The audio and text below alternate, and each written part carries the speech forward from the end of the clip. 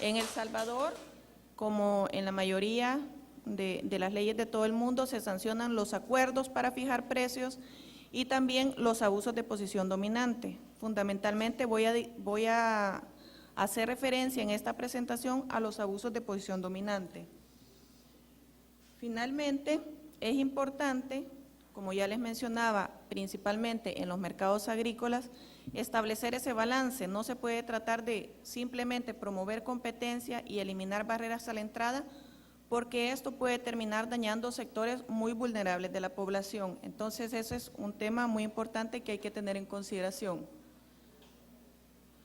Algunos antecedentes respecto de las acciones que ha realizado la superintendencia en los mercados del arroz y del azúcar. En los años 2008 y 2009,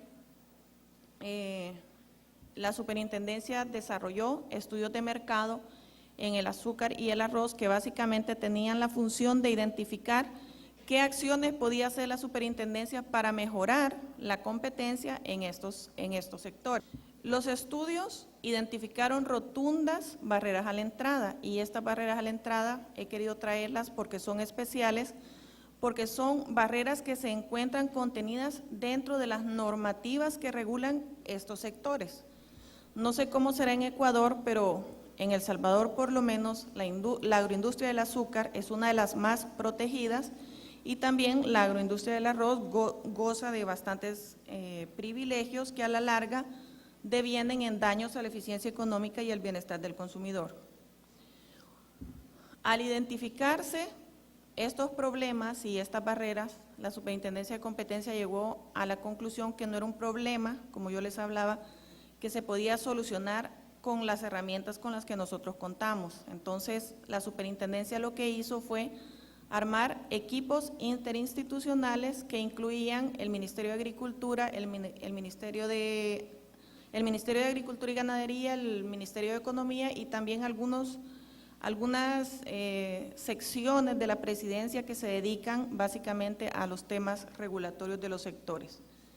Actualmente, y esto después de una lucha bastante larga, hay estudios que datan del año 2008, y hasta este año, con el presente gobierno, estas comisiones interinstitucionales realmente han logrado ser oídas y vamos a reuniones con los ministros y ellos ya tienen el fuerte convencimiento de que es realmente necesario efectuar cambios en estos sectores.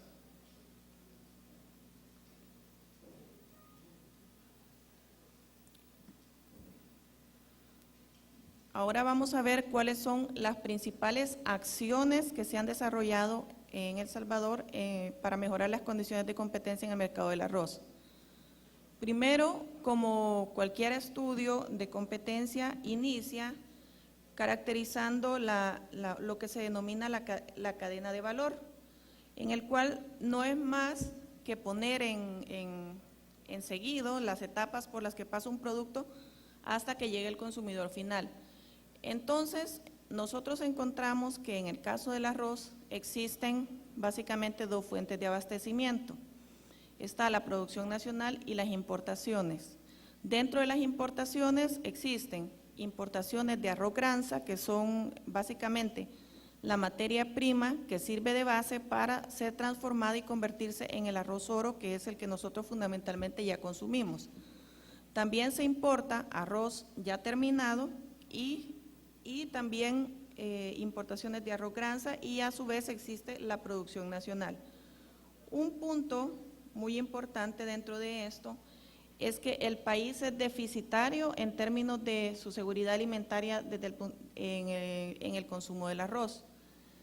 Actualmente en el país se consumen 1.2 millones de toneladas métricas y de eso 1.1 corresponden a importaciones. Eso quiere decir que básicamente entre el 80 y el 90% de nuestro consumo está dependiendo del producto importado. Y la producción nacional, pues básicamente son 0.3 millones de toneladas métricas que se producen de arroz oro y 0.5 millones de toneladas métricas que se producen de arroz granza. En cuanto a Sí quiero hacer un énfasis que dentro de estos estudios no se abordó mucho el tema de las condiciones agrícolas. O sea, se abordó el tema, pero no con la profundidad que tal vez fueron abordados los temas del día de ayer, sino que nosotros nos enfocamos en las condiciones de competencia que se dan a partir del siguiente eslabón que ya voy a pasar a describirlos. No obstante, existen en el eslabón de la producción alrededor de 1.790 productores de arroz granza. Y estos productores son poseedores de pequeñas parcelas con un promedio de 2.9 manzanas y un total de área cultivada de 6.673 manzanas. En el siguiente eslabón de la cadena es donde se centra, digamos, la problemática fundamental que ha sido abordada en este estudio. Se encuentran 17 agentes económicos que participan en el procesamiento. Sí, ustedes me dirán, 17 agentes económicos son un montón y ahí no pueden haber problemas de competencia. Lo que resulta, como vamos a ver más adelante, que estos 17 agentes económicos tienen vinculaciones accionarias entre sí, lo que nos hace caer en la cuenta que hay 12 agentes económicos. Todavía son un montón, pero más adelante vamos a ver que 2 agentes económicos alcanzan a concentrar casi el 80% del total de la producción de arroz en El Salvador. Después del eslabón de la producción o de la transformación nos encontramos con la distribución mayorista, que son las etapas que pasa el producto hasta que definitivamente llega al consumidor final. En este eslabón no se encontraron muchos problemas de competencia, en realidad ninguno, porque contamos con aproximadamente 800 distribuidores mayoristas que obviamente no se dedican solamente al arroz, sino que también distribuyen otro tipo de productos. La distribución minorista, que es a través de supermercados, tiendas y mercados, y el consumo final que se orienta hacia el consumidor final, nosotros, ¿verdad? Y el consumidor intermedio, que básicamente son, por ejemplo, los restaurantes.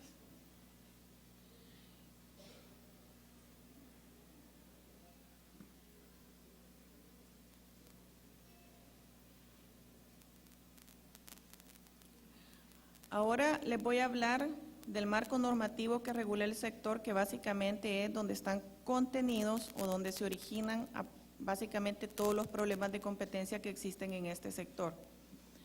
Cuando El Salvador firmó el Tratado de Libre Comercio de Centroamérica con Estados Unidos estableció como un periodo de gracia a través del cual iba a otorgar a los países importaciones con 0 arancel bajo cierta cuota establecida.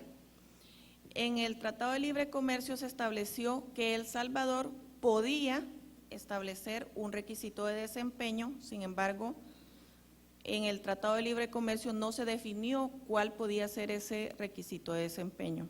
Entonces, al interior del país, lo que sucedió es que los agentes privados firmaron un convenio para la comercialización de arroz granza que materializaba ese requisito de desempeño. Y básicamente esto consiste en que si un industrial, un procesador de arroz, quiere tener acceso a importaciones de Estados Unidos libres de arancel de arroz granza, tiene que participar en las compras de arroz granza nacional, lo cual pues aparentemente es una medida buena porque asegura que la producción local va a ser adquirida. Sin embargo, si uno se pone a pensar, el Tratado de Libre Comercio estableció un periodo de gracia. En el año 18, que eso es en el 2023, entrará a funcionar el libre comercio. Entonces, eso significa que Estados Unidos ha dado como este tiempo para que básicamente nos vayamos preparando para estar listos cuando el libre comercio entre en funcionamiento. Este convenio para la comercialización de arroz granza básicamente constituye como un club. Si usted pertenece a este convenio, compra un cierto porcentaje de producción nacional, tiene derecho a este contingente de arroz granza, un contingente de arroz granza que permite obtener la materia prima para el arroz oro a precios considerablemente favorables. Pero este convenio, lo que sucede es que está cerrado a la participación de nuevos agentes económicos. El órgano superior del convenio o el que lo rige está conformado por los mismos participantes del mercado, por los mismos industriales que se dedican al procesamiento del arroz. Son ellos los que deciden quiénes son los que van a participar y además el convenio establece reglas que definitivamente desincentivan que alguien que esté afuera quiera entrar a participar. Por ejemplo, el convenio dice, si usted es un nuevo participante, lo voy a aceptar, pero le voy a dar la participación que tiene el menor participante actual del convenio. Revisando desde que entró en vigencia el Tratado de Libre Comercio, que eso fue en el 2006, solamente ha entrado un participante al mercado y su cuota de mercado ha sido de 1.7% de todo el mercado. Entonces son condiciones muy desfavorables que hacen que alguien que esté afuera y quiera entrar a participar, pues no considere que eso es atractivo. Como ya les dije, dicho convenio vincula las compras nacionales de arroz Granza con las compras en el extranjero a precios favorables y entonces lo que hace es reproducir la estructura de las importaciones, la estructura de las compras locales, perdón, en la estructura de importaciones. Y si usted cierra todo eso, porque además si usted quiere importar arroz de un país que no sea Estados Unidos ni Centroamérica, eso significa que usted tiene que pagar un arancel del 40%. O sea, un arancel del 40% es como decir, nadie nunca va a comprar. O sea, a nadie le va a salir rentable traer arroz pagando un 40%, si existen estos industriales que son poderosos, que son los que tienen este beneficio, que pueden perfectamente vender el arroz mucho más barato. Entonces, pues la conclusión es que este marco normativo cerrado ha creado como un club para estos que están participando en este convenio. Y una de las cosas más graves del caso es que esto es un convenio entre privados. Debería ser aparentemente fácil emitir un decreto ejecutivo y decir simplemente esto no funciona, aquí el gobierno soy yo y yo soy el que voy a regular esto. Pero este convenio a su vez está avalado o fue ratificado por el Ministerio de Agricultura y el Ministerio de Economía que estaban en funcionamiento en ese momento. Entonces, ¿qué es lo que nosotros observamos en el mercado del arroz producto de esta regulación? Como yo les comentaba el día de ayer, la preocupación de un mercado concentrado en términos de derecho de competencia es que los agentes que están adentro gozan de posición dominante, de una posición privilegiada y no se ven amenazados por alguien que pueda entrar a poner en riesgo las estrategias que ellos están adoptando. Tenemos 17 empresas participando, como yo les comentaba, en la compra e importación de arroz Granza, que en términos reales solamente son 12. Sin embargo, al analizar los números y estimar los indicadores de concentración, tenemos que casi un 50% de la producción nacional, de la adquisición de la compra de producción nacional de arroz Granza y las importaciones de arroz Granza vía contingente se concentran en un solo agente económico. Esta arrocera, que es la arrocera San Francisco, pues es el que goza del 50% de esas importaciones. Por otra parte, entre el 2005 y el 2011, dos agentes económicos, San Francisco más Gumarsal, adquirieron el 78.6% de arroz Granza a través del convenio y 80.5% del total de importaciones a través de contingente. Por otra parte, cuando ya uno analiza las ventas, como no hay otra fuente de insumos más que la producción nacional, que está bajo convenio, y la producción nacional que está bajo convenio y las importaciones del resto del mundo están cerradas, pues resulta que los mismos dos agentes económicos venden el 79% del total del arroz que está siendo consumido en el país. Ahora bien, desde el punto de vista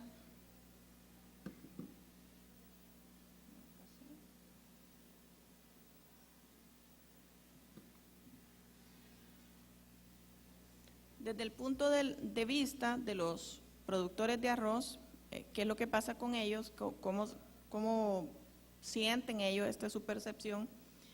Pues básicamente el convenio les otorga una cierta certeza, es decir, ellos saben que van a tener su producción y que no van a tener ningún problema para venderlos. En términos de precios, aparentemente, según ellos, no hay ningún problema porque los precios se negocian de manera bilateral, es decir, ellos directamente con los procesadores se ponen de acuerdo y analizando las series en los últimos años, pues los precios que ellos han adquirido bajo convenio han sido superiores de aquellos que hubieran adquirido si no hubieran tenido este convenio. Hay años en los que, por ejemplo, las diferencias pueden ascender a $4 por quintal. Los agricultores declararon, porque estos son declaraciones de ellos, estar conformes con el funcionamiento del convenio, aunque tienen ciertas quejas respecto del mecanismo de pago. Por ejemplo, si hay alguna diferencia de opiniones, ellos tienen una instancia a la que pueden ir para que esta instancia determine quién es el que tiene razón o quién es el que está fallando. Y lo que resulta es que esta instancia pues obviamente está conformado por los mismos participantes del mercado, entonces digamos que ellos no pueden tomar una decisión imparcial cuando tengan un problema de esta naturaleza. En términos de competencia, como yo les decía ayer, es necesario evaluar cuáles son los efectos, principalmente sobre el consumidor, de este tipo de medidas. Sabemos que es una industria que está protegida y siempre la argumentación para proteger una industria es que se está protegiendo a los más vulnerables. Entonces, si esto es así y es un objetivo válido que una agencia de competencia debe de respetar, lo que nosotros debemos hacer es evaluar, en realidad la protección está valiendo la pena, la protección está logrando los objetivos o está diseñada de alguna manera que en realidad no sea como se pretende. La superintendencia hizo un ejercicio para estimar las transferencias que se hacen desde el consumidor hasta la agroindustria, es decir, en una industria protegida, limitada, donde las importaciones pagan un 40%, el consumidor generalmente va a pagar un diferencial entre ese precio por un producto que está protegido y aquel que pudiera pagar si la industria estuviera un poco más abierta. Lo que el estudio que efectuó la superintendencia determinó es que ha existido unas transferencias totales hacia la agroindustria de $8.8 millones del 2006 al 2012. Una cantidad, digamos que no es demasiado grande, pero tampoco es una cantidad despreciable. Y si uno divide, no sé si les dije al principio, pero los productores de arroz son 1.780 productores y en cambio tenemos 12 procesadores, como ya vimos. Entonces tenemos que de las transferencias a los industriales son 6.3 millones que van para 12, que van para 17, que en realidad son 12, pero que 2 de ellos concentran el 80% de las ventas. Entonces esas transferencias en un 80% están dirigidas a 2 agentes económicos.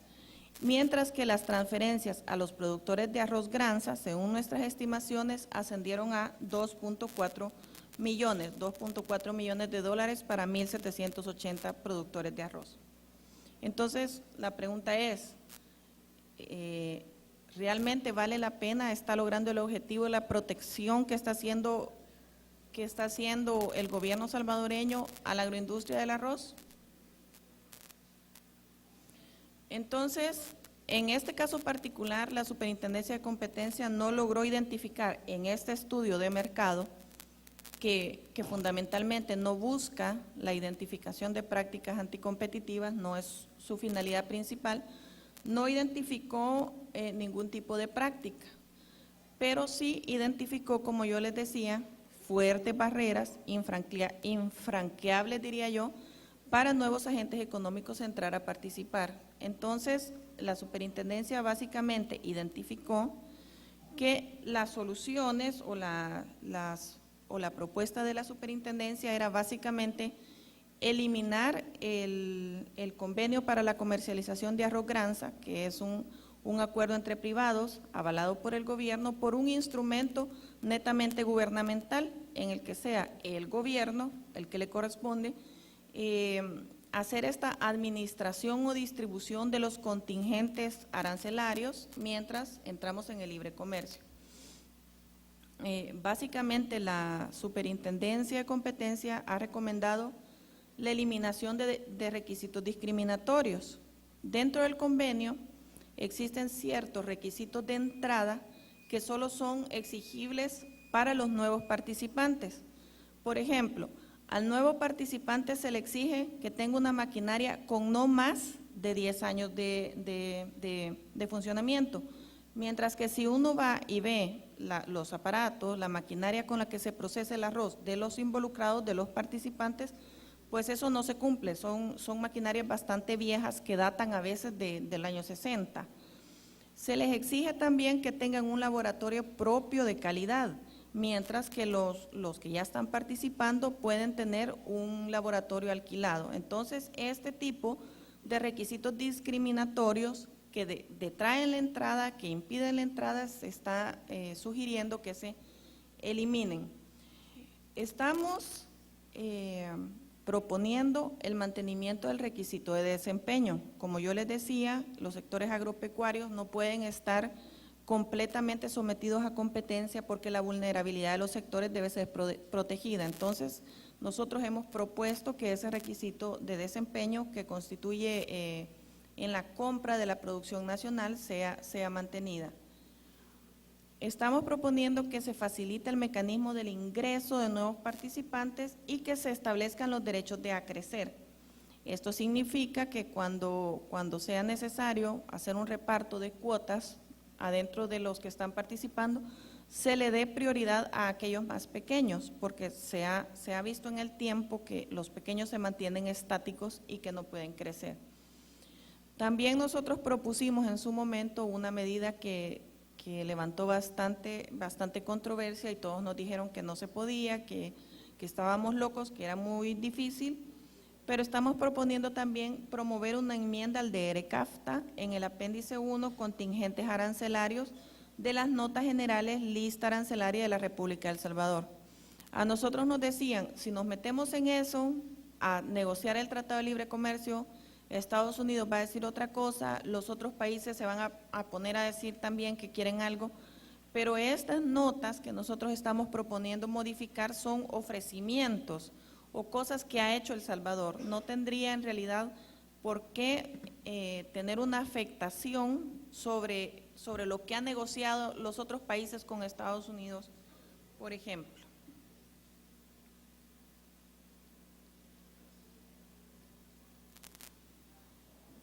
Ahora voy a tratar de comentarle brevemente el caso del azúcar, el cual no sé si decirles que es un caso bastante similar, porque si bien en el otro veíamos que existía un convenio entre privados que era avalado por el gobierno, eso en términos económicos se llama corregulación. Aquí, en este caso, lo que nosotros vamos a encontrar es la existencia de una ley en la que se establece toda la protección necesaria a la agroindustria del azúcar.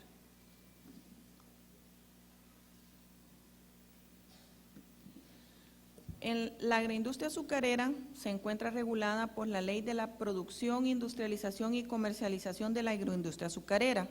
Esta ley fue aprobada en el año 2000. La revisión de esta ley identificó importantes, nuevamente, barreras a la entrada para nuevos participantes, lo cual ha sido avalado por el marco normativo que regula la industria.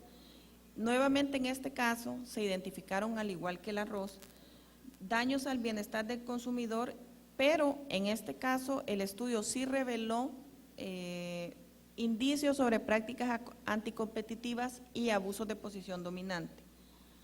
La ley incluye 3 elementos fundamentales. En primer lugar, existe una distribución de cuotas de participación de ventas en el mercado local y preferencial. Esto, en derecho de competencia, básicamente se llama establecer un cartel y está penado por la ley de competencia. La ley de la agroindustria del azúcar es previa a la ley de competencia y básicamente en esa ley plantea como derecho legal establecer un cartel que posteriormente ha sido sancionado por la agencia de competencia y que además se constituye o se considera como la peor violación a las leyes antitrust. También tiene la creación de un sistema de distribución de los ingresos producto de la venta del azúcar entre los ingenios y los cañicultores y la posibilidad de regular el precio interno, lo cual es una medida bastante acertada en la medida que la misma ley está creando un cartel.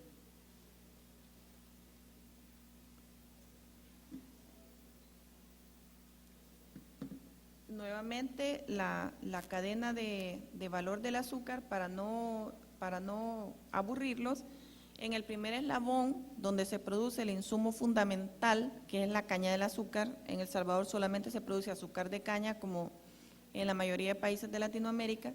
Existen aproximadamente 8,000 cañicultores, que también poseen pocas tierras y que la mayoría de ellos están agrupados en cooperativas. Aproximadamente un 27% de la producción de caña de azúcar se hace a través de cooperativas.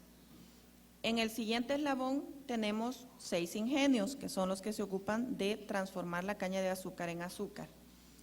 Y los problemas de competencia que ya devienen o que provienen de la misma normativa se extienden porque estos ingenios han creado una empresa denominada Dizúcar que se dedica a hacer la distribución del azúcar en todo el país. Además de contar con la distribuidora, también los mismos ingenios han creado una empresa para el empaque del azúcar y entonces tenemos que están presentes en 3 eslabones seguidos de la cadena. En los siguientes eslabones, pues básicamente tenemos la distribución minorista, tradicional, mercados, tiendas y supermercados. Y en este caso es importante resaltar que hay 2 tipos de consumidores, que es el consumidor final, aquel que solamente adquiere el azúcar a través del supermercado, y el intermedio.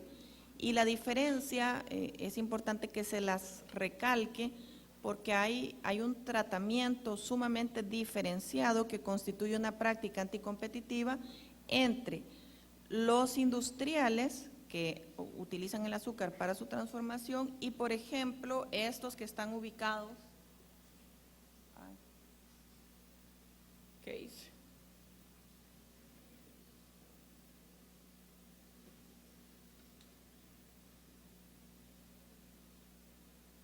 Gracias. Por ejemplo, estos que están ubicados aquí. Estos se dedican a la misma labor, o al menos deberían, a la misma labor que se dedica a Dizúcar. Ellos su actividad comercial es obtener el azúcar de los ingenios o de Dizúcar, de quien fuera, y distribuirla para su consumo final. Y es allí donde se configura la práctica que nosotros pudimos sancionar. Porque si bien sabemos que hay un cartel de reparto de mercado que está abierto, este cartel está avalado por la ley. Entonces, no soy abogada, pero creo que la única manera de poder atacarlo sería como hacerle una impugnación a la ley y declararla, no sé, de alguna manera ilegal. Pero, de momento, como está la situación, actualmente no podemos ir y sancionar el cartel porque ellos van a decir, ¿por qué me sanciona por algo que tengo derecho por ley?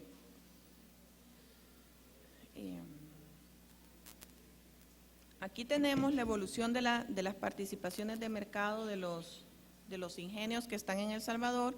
Iniciamos con un número mayor de ingenios, paulatinamente han ido desapareciendo, y lo que pasa con los que desaparecen es que también está la potestad de que si desaparece un ingenio, la cuota que ellos tienen asignada por ley para la compra de la caña de azúcar también la pueden distribuir entre los diferentes ingenios que están en el mercado, que están participando. En cuanto a las condiciones de los productores de caña, no es tan halagueña al menos que la que aparentemente existe con los del arroz. Los productores de caña, la ley estableció que debía desarrollarse un reglamento que determinara cómo iba a ser el pago que se hacía de la caña de azúcar. Sin embargo, les estoy hablando de que la ley se aprobó en el año 2000 y a la fecha que estamos no existe ningún reglamento. La ley establece que de manera transitoria los productores de la caña de azúcar van a recibir el 54.5% de todos los ingresos de las ventas de azúcar. No es respecto de cuánto les costó producir la caña, ni cuánto vale el transporte, sino que depende de cómo el ingenio en realidad Idizúcar logre obtener ingresos producto de la venta de azúcar. Y un punto muy importante es que la ley solamente establece que le van a repartir los ingresos sobre la venta del azúcar.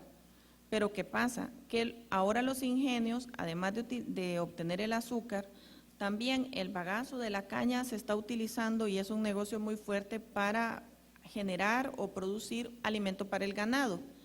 Y además de eso, los ingenios también están produciendo energía eléctrica. Como la ley no dice que tienen que trasladar o pagar sobre esos ingresos a los cañicultores, entonces los cañicultores pues no están gozando de ese beneficio y esa es una de las quejas fundamentales que ellos tienen en relación a eso. Obviamente los cañicultores están presionando porque se modifique esa parte de la regulación.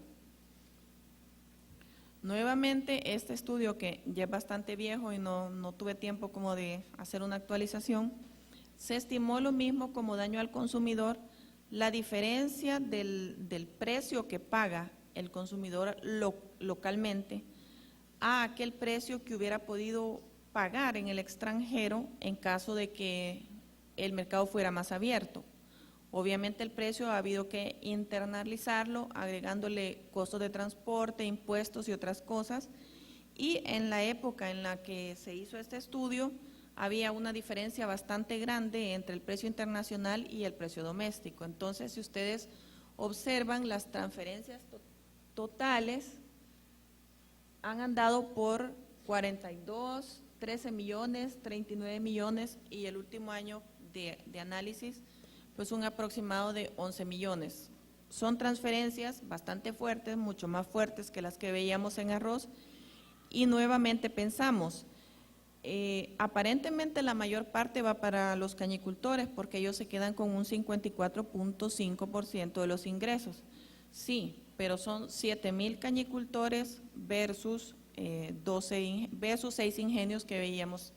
Entonces uno nuevamente se pregunta, la protección está dañando al consumidor, no tiene contentos a los productores de caña y además de eso, lo que debería ser la real protección no está orientada al sector más vulnerable, sino a los ingenios que básicamente no necesitan ninguna protección.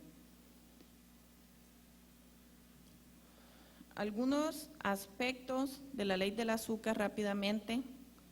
La ley del azúcar es tan, no sé si decirles descarada, pero creo que esa es la mejor palabra, que declara de interés público distribuir las cuotas del azúcar. O sea, interés público crear un cartel, interés público eliminar la competencia entre los ingenios, interés público permitirles que como están tan protegidos, fijen los precios que les da la gana.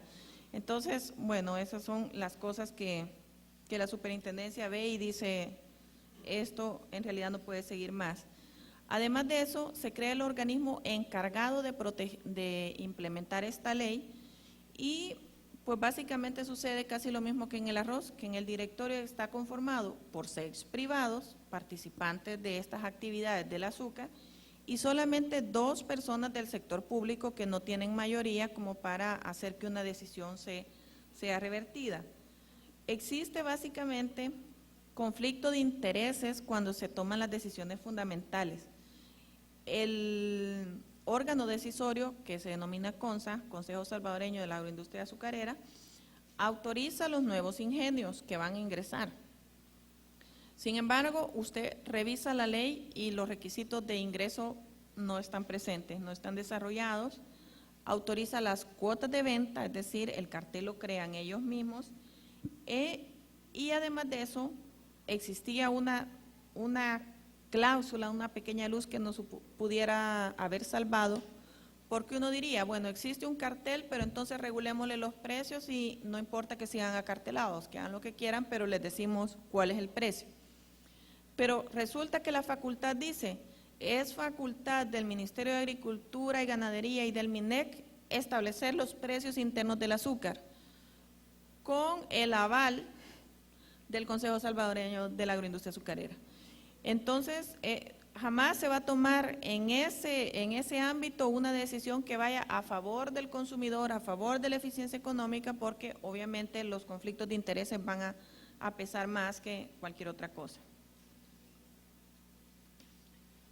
En cuanto a ya los resultados específicos del mercado, encontramos nuevamente una alta concentración en la producción de azúcar en los 6 ingenios existentes. Los 2 más grandes abarcan el 69% de la producción de azúcar, los 3 más grandes el 84%, y estos para las estadísticas del 2007. Existe una distribución de cuotas que elimina las posibles presiones competitivas. Ellos no tienen absolutamente ninguna presión para bajar precios, por ejemplo.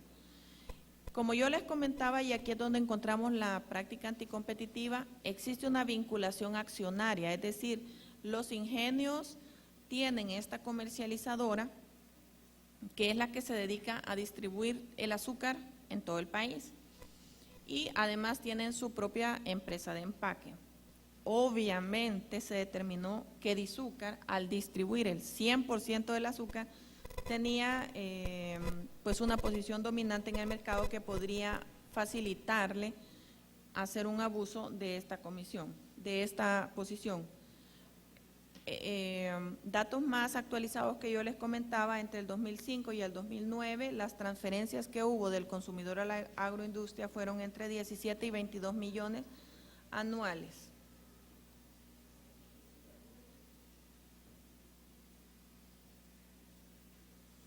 Se identificaron dentro del estudio indicios de posibles prácticas.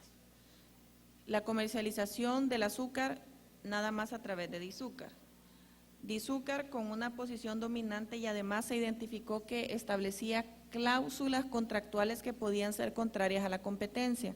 Les decía, por ejemplo, voy a vender el azúcar a usted que es un industrial, pero solamente puede usar el azúcar para eso. Es decir, si a alguien le sobra el azúcar, no puede ir, por ejemplo, y venderla a alguien que la esté necesitando.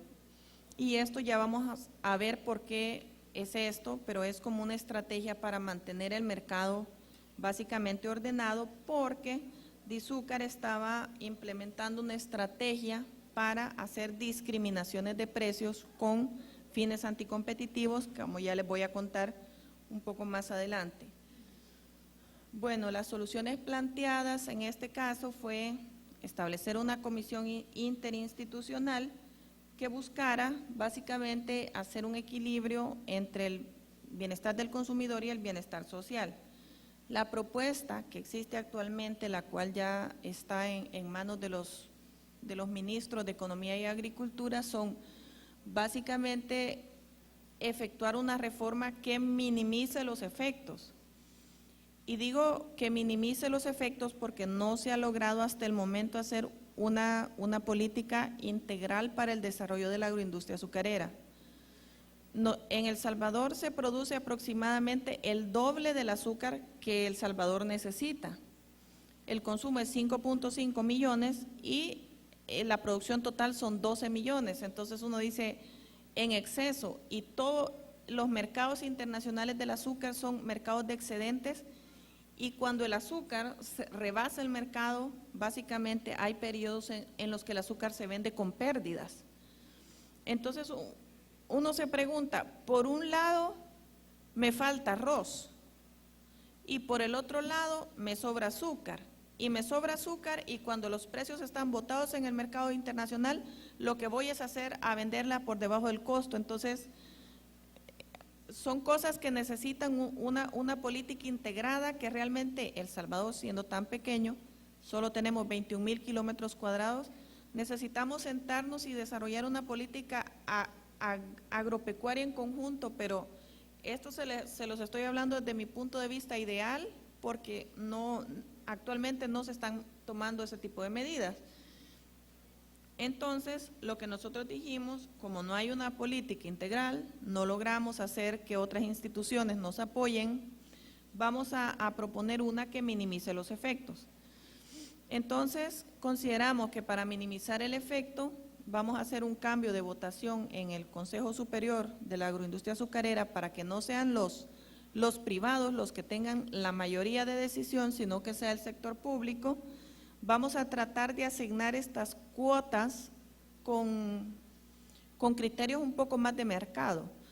Hay ingenios, por ejemplo, que tienen eficiencias más altas y sin embargo las cuotas que se le están dando son más bajas. Entonces, tratar de distribuir de mejor manera y principalmente estamos tratando de incluir los otros subproductos de la caña, la energía eléctrica, la producción de alimentos para ganado vacuno, de manera que esto también les sea reconocido a los productores de caña. No es justo que les estén pagando solamente por el azúcar y ellos se estén usufructuando de otros bienes.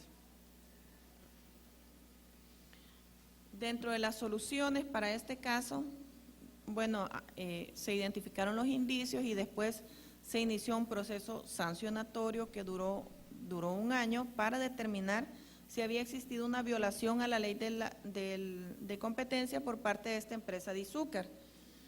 En realidad, la empresa, bueno, datos generales, la empresa investigada fue Dizúcar, el producto que estaba en problemas, por así decirlo, era el azúcar blanca a granel.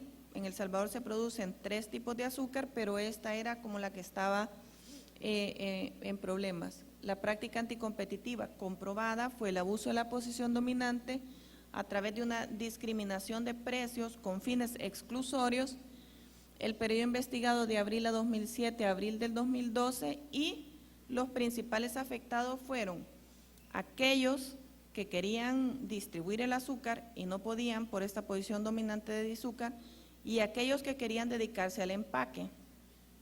Lo que Dizúcar hace, como centraliza las ventas de azúcar, es establecer precios diferenciados según el tipo de demandante. Sucede, por ejemplo, que un industrial que se dedica nada más a transformarlo puede adquirir el quintal a $18, mientras que un distribuidor puede adquirirlo a $26.41, el mismo quintal.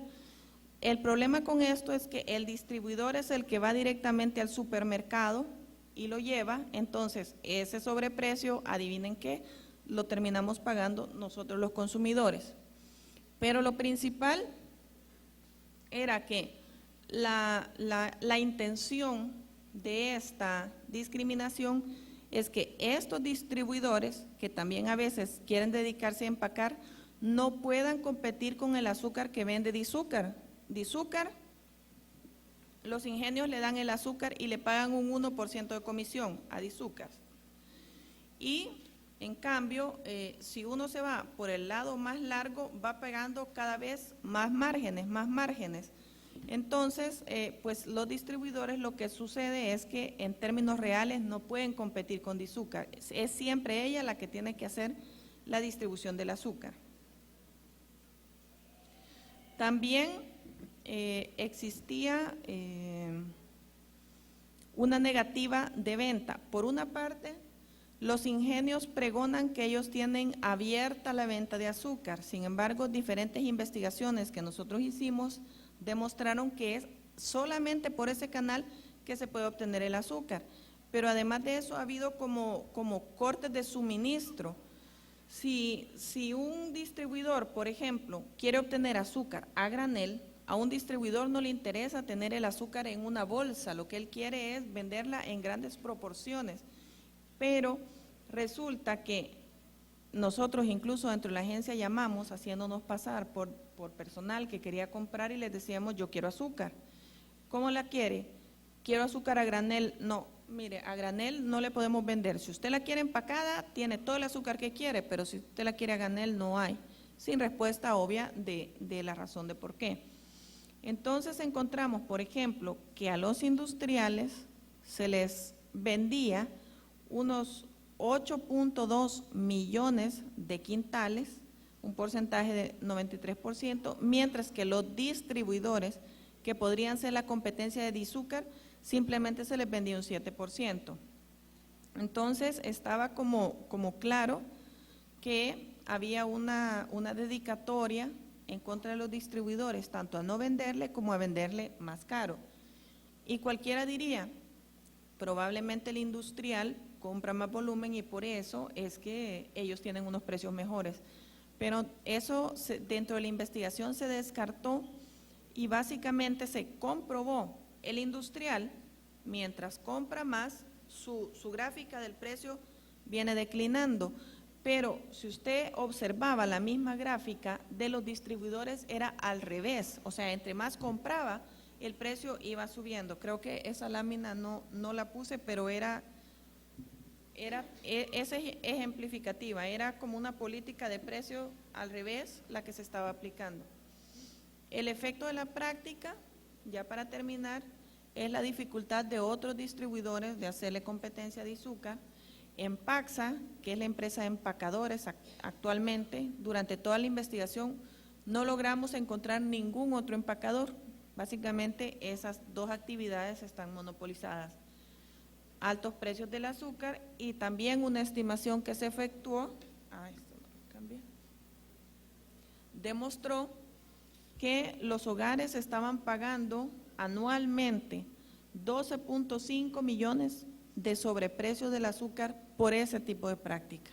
Entonces eran daños al consumidor bastante favorables y la superintendencia determinó y estableció una multa para esta empresa que estaba abusando de su posición de dominio y estableciéndole una multa de 1.1 millones, pero fundamentalmente estableció el mandato de abstenerse de discriminar los precios en el azúcar y de vender el azúcar sin restricciones.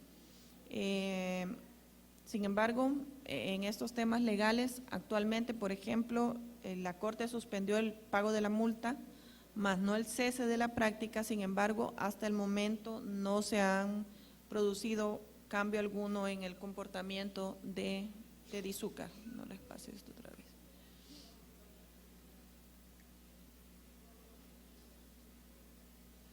Bueno, y básicamente eso era la experiencia de la superintendencia que les quería contar en este tema.